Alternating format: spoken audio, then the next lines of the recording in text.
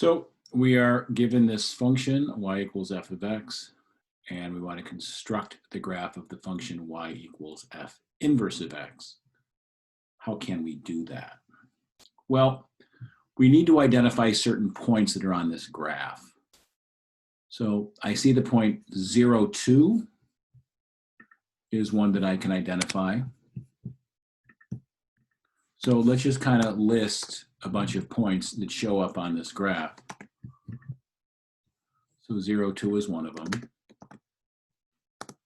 What's another one? It looks like 1, 3 is a point that's on the graph.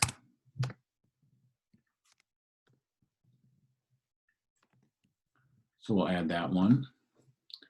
2, 5, like it's on the graph.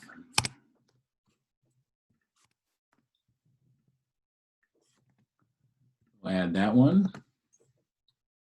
3, 9, I guess.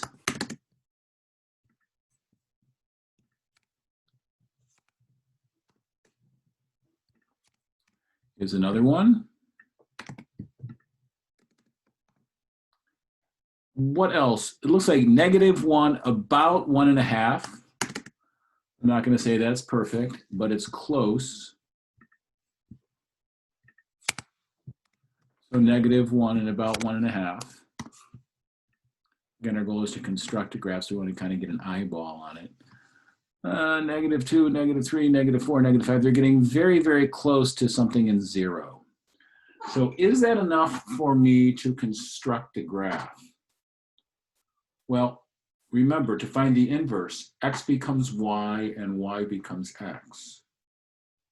So if I have these points, I have 0, 2, I have 1, 3, I have 2, 5, 3, 9, and -1, 1.5.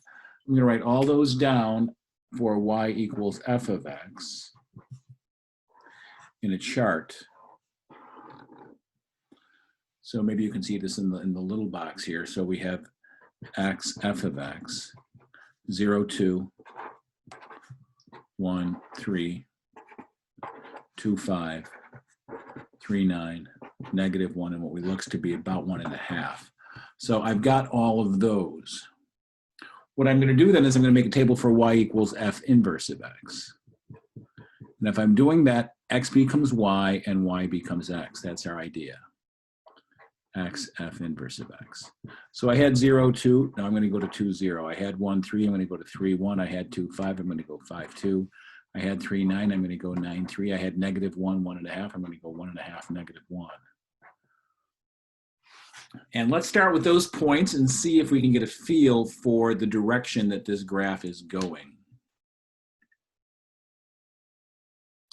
So I will do that. I need to load Desmos on here, which I certainly can do. So I'm going to go ahead and graph those points. There we go. So 2, 0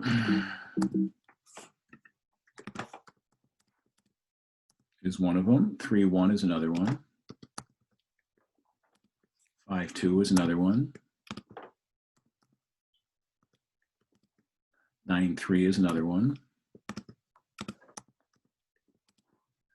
And 1.5, -1 is another one.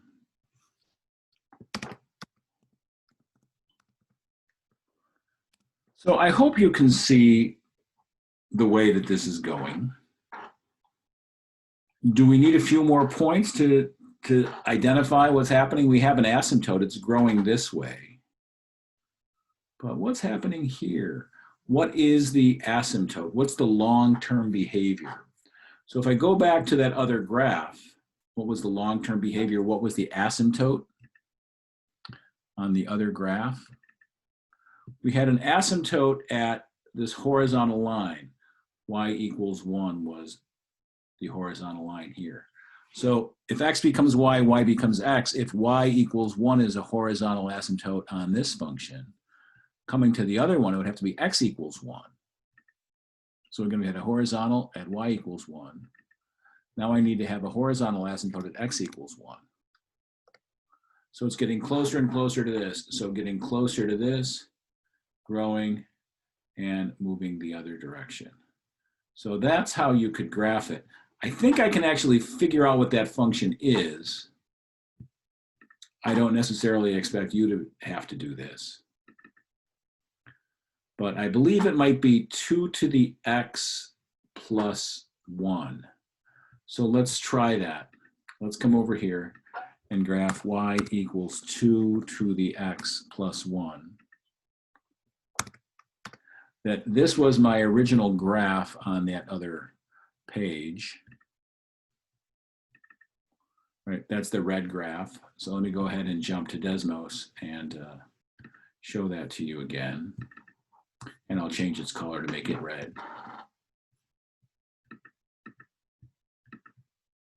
And these points that I drew are what I think is the inverse. Now remember, how do we make an inverse? X becomes y, y becomes x.